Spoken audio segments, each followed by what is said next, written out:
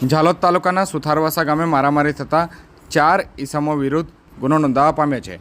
આજે તારીખ 13/7/2024 શનિવારના રોજ મળતી માહિતી અનુસાર આ કામના ફરિયાદી સાહેદો તેમના માળવાળા ખેતરમાં ખેડાણ કરતા હતા. તે વખતે એકસમ થઈ અને આરોપીઓ ફરિયાદી સાહેદ પાસે આવી તમોએ અમારા નીકળવાના શેડો કેમ ખેડી નાખેલ છે તેમ કહી અને અપશબ્દો બોલ્યા હતા. ત્યારબાદ આરોપી એક ના હોય તેના હાથમાંની લાકડી ફરિયાદીને ડાબા હાથે તથા ડાબા પગે મારેલ હતી અને ત્યારબાદ જે સાહેદ અજમલભાઈ પણ દોડી આવતા તેઓને પણ લાકડીના સપાટા પીઠના પાછળના ભાગે માર્યા હતા. તેમજ આરોપી બે ના હોય તેના હાથમાંની લાકડી ફરિયાદીને મારવા જતાં માથામાં ડાબા કાનના ઉપરના ભાગે ઈજા થતાં તેઓને પણ લોહી નીકળી ગયું હતું અને આરોપી 3 અને 4 ના હોય પણ ફરિયાદી તથા સાહેદને ગાળો બોલી ગરદાપટનો માર મારેલ હતો તથા આજ પછી શેડો ઉપર નીકળશો તો જાનથી મારી નાખીશું તેવી ધમકીઓ પણ આપી હતી.